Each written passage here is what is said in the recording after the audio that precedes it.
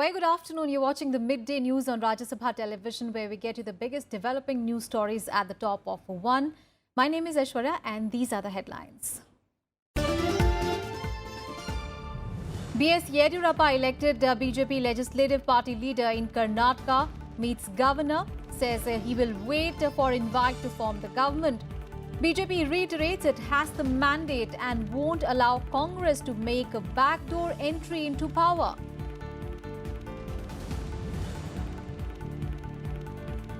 Congress alleges the BJP trying to poach its MLAs, says it has full confidence in its legislators.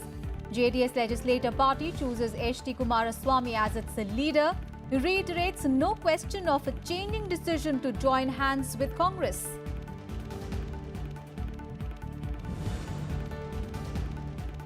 Repolling underway in 568 booths across 20 districts in West Bengal amid tight security. Repolling following complaints of violence in Monday's Panchayat polls that claimed 12 lives.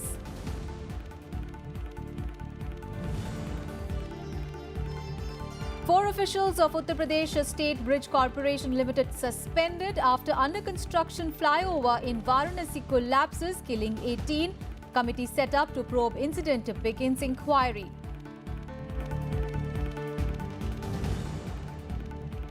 And North Korea threatens to cancel a much-anticipated summit between Kim Jong-un and US President Donald Trump in June, says won't accept Washington cornering it to give up nuclear arsenal.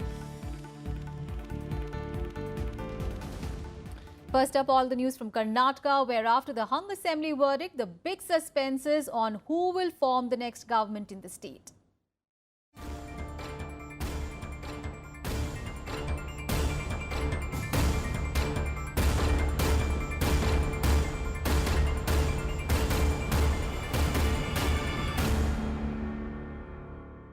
Well, after emerging as the single largest party in Karnataka, the BJP Legislature Party met today in Bengaluru and elected B.S. Yeddyurappa as their leader.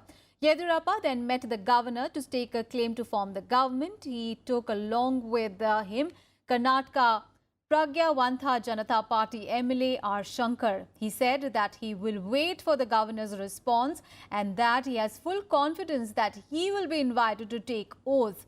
Earlier, after the BJP Legislature Party meeting that was attended by senior party leaders J.P. Nadda, Dharmendra Pradhan and Prakash Javadekar, the party said that the mandate is in favor of the BJP and they won't allow the Congress JDS to make a backdoor entry into power. Our Legislature Party, they have unanimously taken decision, has elected me as the Legislature Party leader.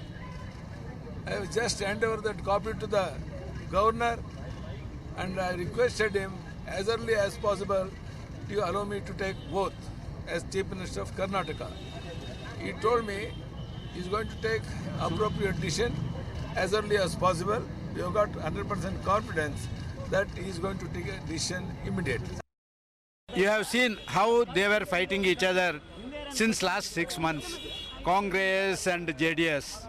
Now they want to get together and have a backdoor entry to rule the state. There are several legislators who are quite unhappy about this alliance and all that. Any decision that will be taken after due consultation with the central party leaders and after due consultation with the elected legislators of BJP. Meanwhile, the Congress, on the other hand, has alleged that the BJP was attempting to poach its MLAs after the assembly polls threw up a hung verdict. According to reports, at the Congress legislative meeting in Bengaluru, only 66 out of the 78 elected MLAs turned up. Ahead of the meeting, however, party leaders denied reports of any of their MLAs missing and said that they have full confidence in their leaders. The party also said that they will explore legal options if the JDS-Congress combine is not invited to form the government. We are confident. Sir, they are saying 4 Congress MLAs are missing. Any reports of that you have? Nobody is missing. Nobody is missing. Definitely horse trading is going on. It is not good on the part of BJP to be so much hurry because there are numbers. with numbers, I think it is not right on their part what they are doing. This is what they are trying hard since yesterday, but we have full faith in our legislatures, we have full faith in the party, and so the JDS leadership has also full faith in their MLAs. And the JDS legislature party also met a day following the hung verdict in the state, choosing H.D. Kumaraswamy as its leader. However, in what could be a concern for the party, reports say that 2 of its MLAs were missing from the legislature party meeting. The party has got support from the Congress to lead a government in the state under its leader H.D. Kumaraswamy.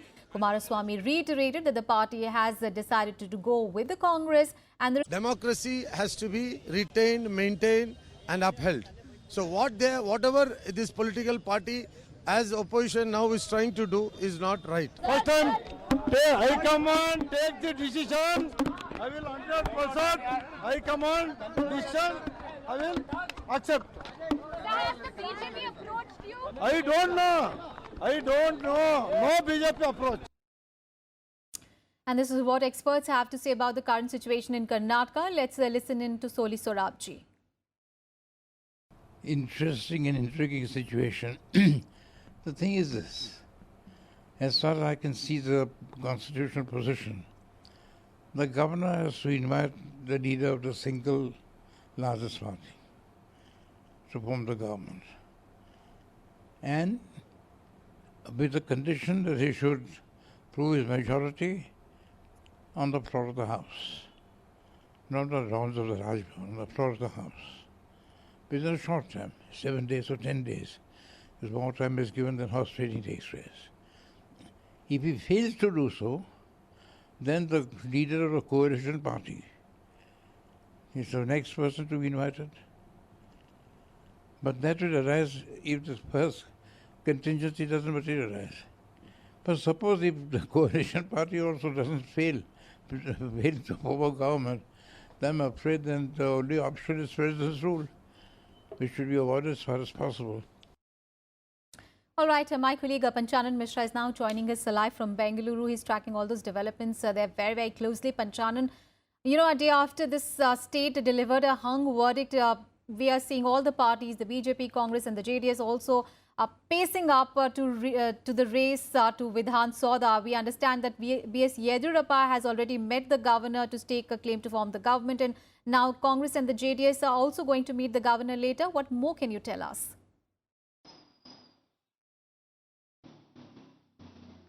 Yeah, Shreya, you rightly said that today is the action-packed day. I think it's a very important day regarding the government formation here in Karnataka, because after the legislature party directly came to Raj Bhavan and staked the claim to form the government, many other leaders, central leaders were also with him.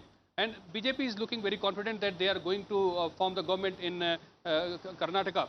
But on the other hand, there are a series of meetings going on for the Congress. In KPCC, the meeting is going on, and earlier there was a news that around 12 MLAs are missing. They are not in the meeting, but the Congress had clarified that nobody is missing, and a special flight has been sent to call the MLAs because they were late night busy in another part of Karnataka. And the same case is with this JDS. There was called that 2 MLAs are missing, and the JDS has clarified that they are in very much contact with these MLAs. And the meeting of legislature party has chosen Kumaraswamy as their candidate. So it is now after the BJP, JDS and Congress candidate, the Kumaraswamy may come also to Raj Bhavan to formally stake the claim. And I think the news is that there may be also a parade of these MLAs for the Raj Bhavan to install the pressure on the governor. So it is the action-packed day, and I think major developments are going to be taken place in the later part of the day. Aishwarya. Absolutely. Thank you so much, Panchanan. You keep tracking all those developments because it's a action-packed day today in Karnataka, and the drama continues to unfold in Karnataka a day after the electorate delivered a split verdict.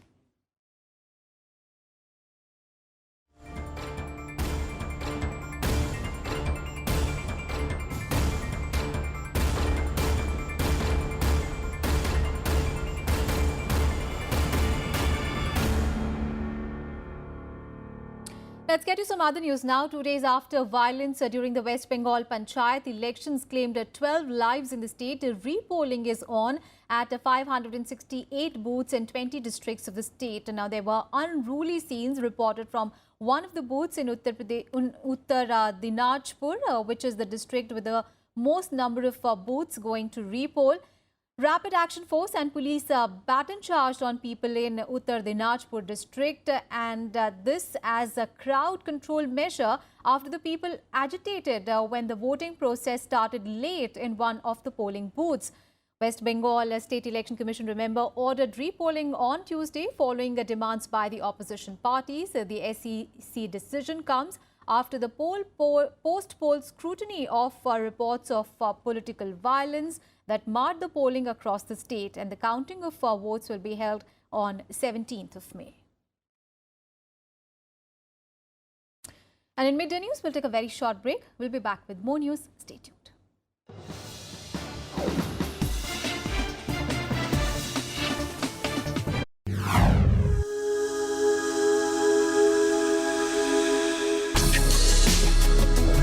Tales that inspire.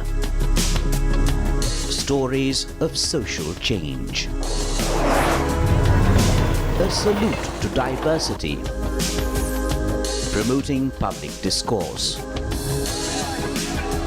Events that motivate. Inspiring the innovative spirit. Watch Rajya Sabha television documentaries.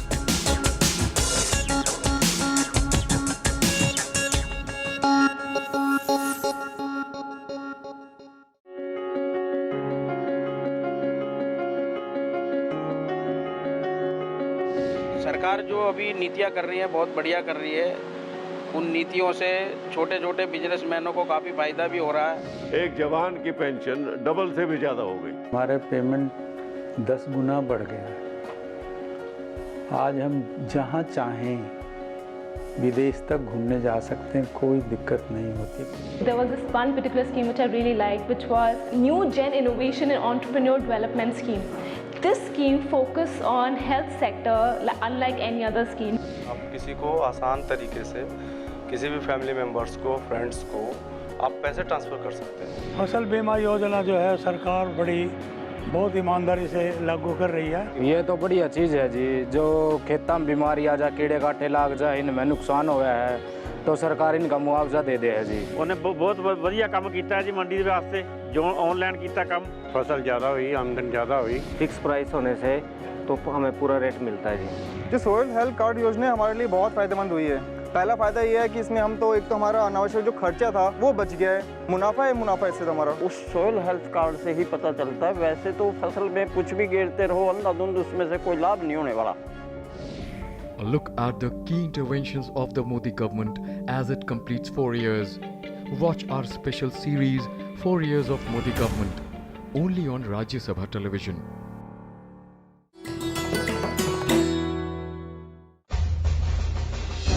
Enter the majestic forecourt of Rashtrapati Bhavan and you'll come across the Jaipur column. A gift to the Viceroy from Savai Madho Singh, the Maharaja of Jaipur, to commemorate the creation of the new capital. The 145-meter high column is crowned with 6 pointed crystal stars on a bronze lotus, and inside the stone shaft runs a steel tube which weighs a little more than 5 tons. The base of the column has text conceived by Lord Irwin and Sir Edwin Lutyens inscribed on it.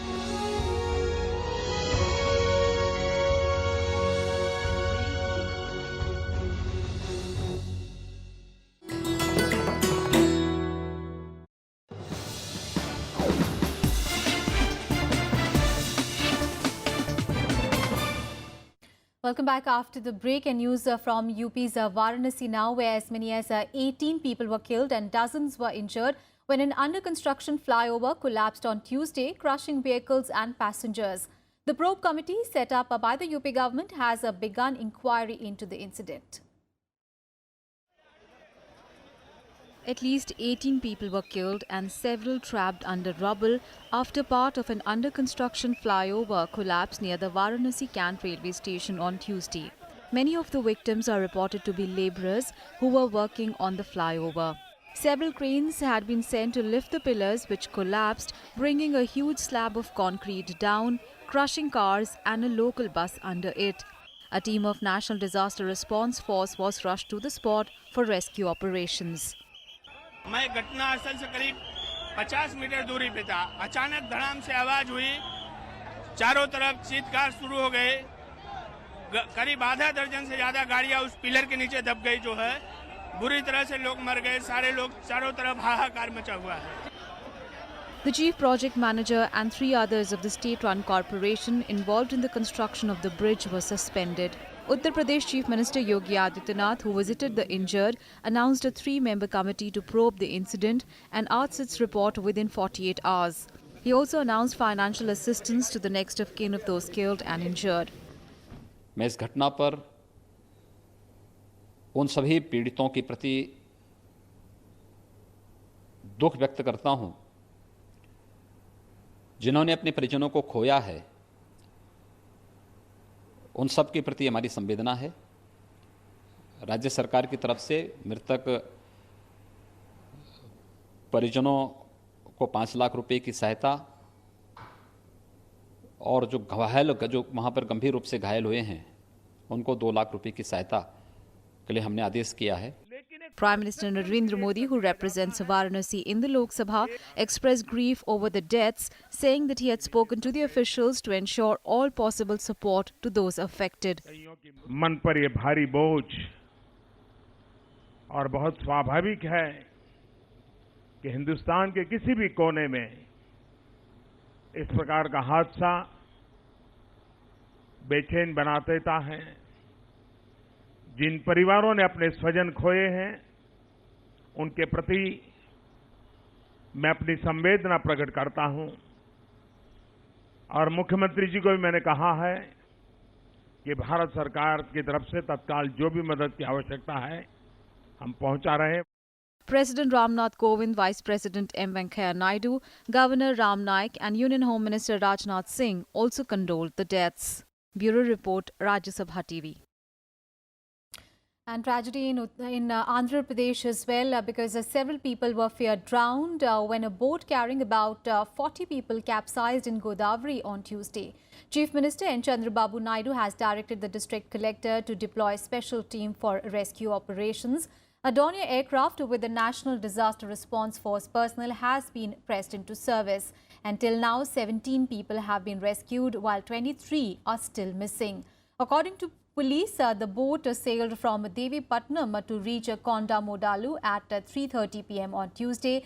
And when the boat was 10 minutes away from the banks, heavy rains and high-velocity winds started, during which the small vessel lost its control and balance and it capsized.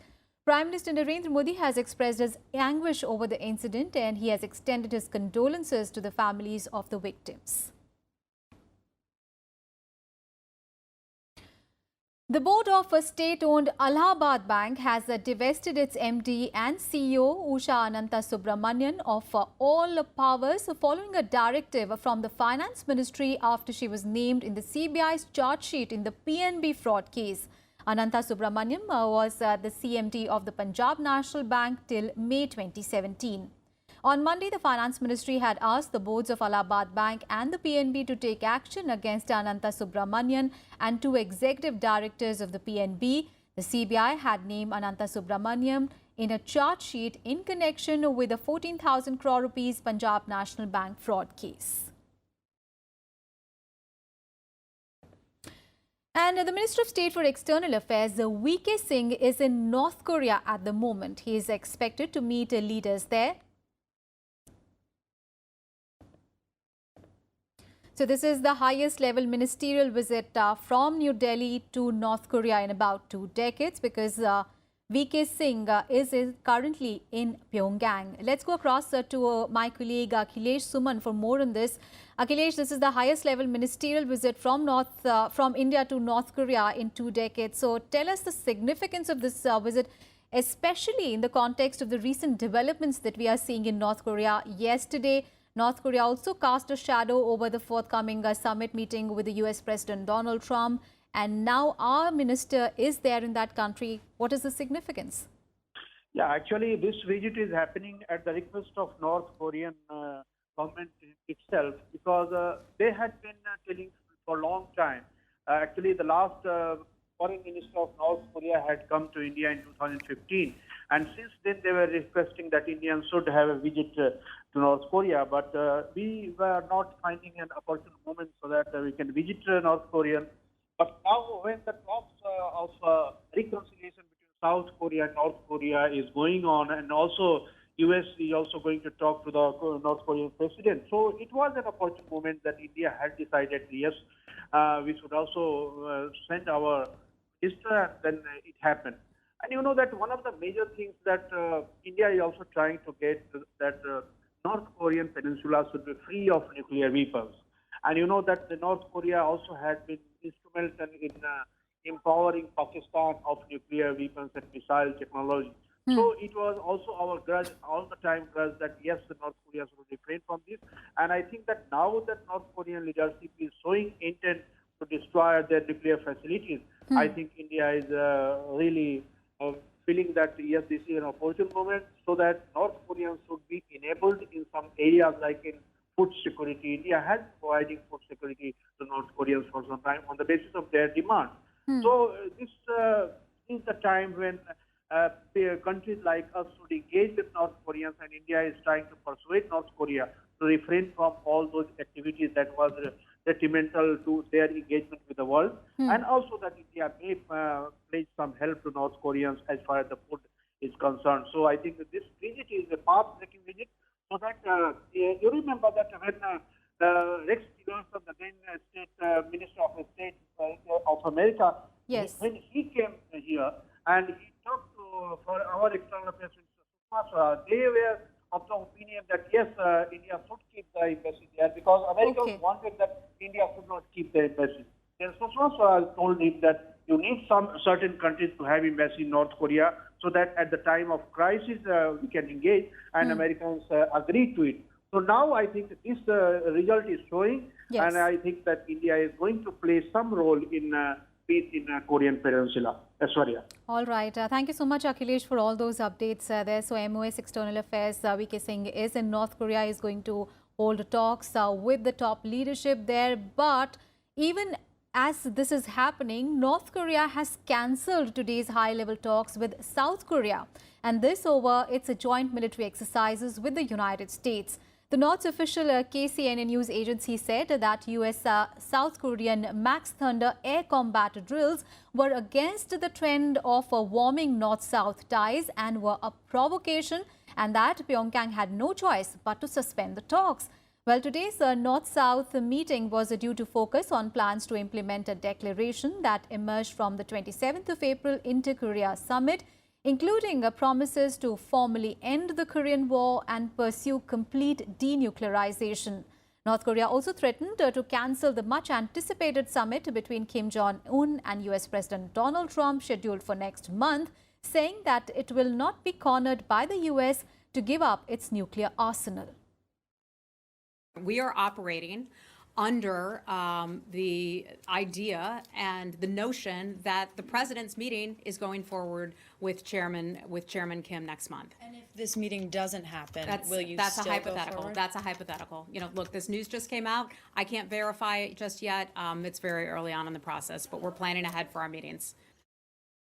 And news from Bangladesh, where there is a respite for former Prime Minister Khaleda Zia as she was granted bail by the country's Supreme Court in a graft case. The country's top court upheld the High Court's March bail order for Zia. Also, the chief of the main opposition party there, a 4-member apex court bench, dismissed the appeals filed by the Anti-Corruption Commission and the government challenging the High Court's bail to Khaleda. The High Court has now been directed to resolve the appeal by 31st of July. The BNP chief was jailed for 5 years on 8th of February over the embezzlement of about $2 lakh in foreign donations meant for the Zia Orphanage Trust. However, this will not mean that Khaleda will be released from jail, as she is being held behind bars in some other cases as well. News from Malaysia, where jailed Malaysian politician Anwar Ibrahim walked free on Wednesday after receiving a royal pardon. This has paved the way for his return to national politics as the presumptive successor to Prime Minister Mohammed following a stunning election upset and walking out of a Kuala Lumpur hospital where he had undergone surgery for a shoulder issue.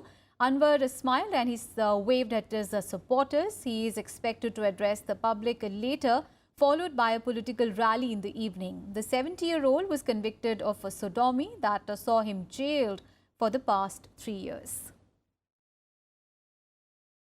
And on to news on the fallout over the deadly violence in Gaza on Monday. There have been angry exchanges between the Israeli and Palestinian envoys at the United Nations. At the emergency meeting of the United Nations Security Council, a number of nations expressed concern at the violence and some called for an inquiry as well. And the Palestinian and Israeli envoys engaged in a fierce exchange. The Palestinian UN envoy condemned what he said was a massacre committed by Israel in the Gaza Strip. He called for a halt to Israel's military operations and a transparent international inquiry into the violence. However, the Israeli envoy to the United Nations said that the events at the border were not demonstrations but were violent riots. Now, this comes after 58 Palestinians were killed on Monday when Israeli troops fired on protesters who had gathered at the border to protest the relocation of the US embassy from Tel Aviv to Jerusalem. Funerals took place across Gaza on Tuesday. Palestinian President Mahmoud Abbas also recalled the Palestinian envoy to Washington. Meanwhile, Turkey and Israel also expelled each other's diplomats on the issue. Remember, Turkey has been one of the most vocal critics of Israel's response to the Gaza protests and of the US embassy move, recalling its ambassadors from Tel Aviv as well as from Washington. Turkey has also called for an emergency meeting of the Islamic nations on Friday. That's it in this edition of Midday News. Thanks for watching.